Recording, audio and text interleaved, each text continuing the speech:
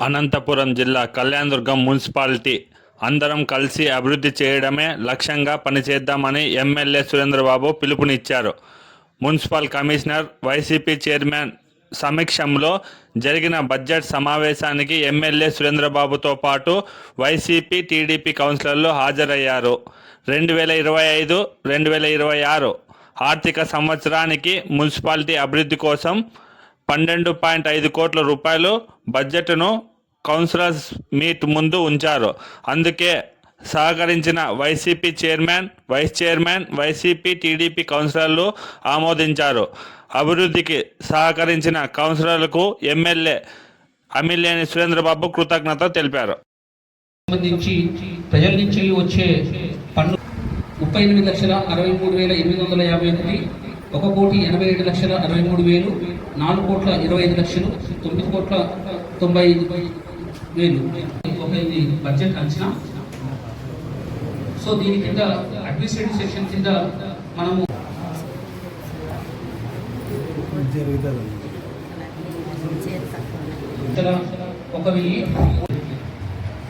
1,50,000 రూపాయలు అనేసి, ఒకవేళ కోసము ఎటువంటి రోడ్ల కొరకు 13% 5 లక్షలు, 2024-2025 సంబంధించి సవరించిన బడ్జెట్ కౌన్సిల్ వారి ఆమోదం కొరకు సమర్పించడమే. వచ్చాను కాబట్టి ఈ పరిచయాలు కూడా నాకు అవసరం. దయచేసి అందరూ కూడా పరిచయం చేసుకుందాం. ఒక్కొక్కరు పరిచయం చేసుకున్న తర్వాత బడ్జెట్ ఆమోదం జరుగుతుంది. నా పేరు ఎనుమల అర్చన, 23వ వార్డు కౌన్సిలర్గా. 24వ వార్డు కౌన్సిలర్ని. నా పేరు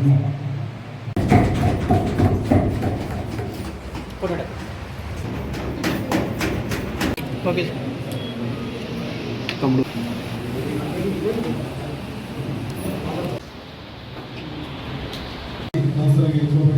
ఇక్కడ ప్రాతినిధ్యం వహిస్తున్నాం. మీరు చెప్పినట్టు అభివృద్ధికి మేము ఒకసారి నుంచి ముందుకు పోవాలనే ఆలోచనతో ఉన్నాము. అందరూ కూడా అదే విధంగా ముందుకు పోతారు. రెండో విషయం అంటే, కొద్ది వారాల క్రితమే మా కౌన్సిలర్ అర్చన అని 23వ కౌన్సిలర్, ఆ అమ్మాయి వెహికల్ మీద కూడా దాడి చేసినారు.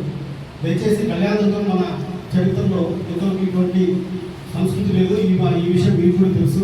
ఇది ఎందుకో ఎవరో చేశారో తెలియదు. దీనిపైన పూర్తి పర్యవేక్షణ చేసి ఈరోజు ఆయన్ని కూడా ఈరోజు ఇక్కడ కూర్చోవడం, ఆయనతో ఈరోజు మొదటిసారిగా ఇలా కూర్చొని మొత్తం నాకు తెలిసి సమావేశాలు కూడా ఎన్ని జరిగాయో తెలియదు, కానీ అంటే అందుకే కూర్చోబెట్టి సమావేశాలు జరిగాయా లేదా ఇంకా లేదా అనేది తెలుసుకోవాల్సిన అవసరం ఎంతైనా ఉంది.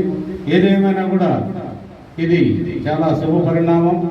ఇది ఇలాగే కొనసాగితే ఫస్ట్ అందరం కూడా ప్రాంతం మీద అభివృద్ధి పైన దృష్టి సారించి అభివృద్ధి చేసుకుందాం.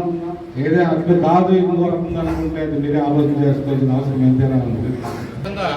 వస్తుంది ఈ విధంగా మన కూరగాయల మార్కెట్ వస్తుంది చూడండి, దగ్గరగా వాళ్ళందరూ కూడా అభివృద్ధికి కావాలని కోరుకున్నారు. వాళ్ళందరూ కూడా మీరందరూ చూశారు. మేము అభివృద్ధిలో వెనకబడిపోయినా మనం అందరం కూడా కలిసిమెలిసి ముందుకు వెళ్దామని చెప్పారు. కాబట్టి అడిగిన వెంటనే కూడా వాళ్ళు ఏది ఒక్క మాట కూడా చెప్పుకోకుండా అందరూ కూడా బడ్జెట్ని ఆమోదం తెలిపారు. ఎందుకంటే గడిచిన పరిస్థితుల్లో మరీ కూడా మనం పోతే మన ప్రాంతం నష్టపోతుందని వాళ్ళు కూడా అర్థమైంది. కాబట్టి వాళ్ళు కూడా పూర్తిగా సహకరిస్తామన్నారు. చాలా సంతోషం. అది వాళ్ళ సహకారాన్ని కూడా ఖచ్చితంగా తీసుకుందాం, అభివృద్ధి చేసుకుందాం అనేది మన ఏదైనా అభివృద్ధికే అందరం ఉన్నా అభివృద్ధి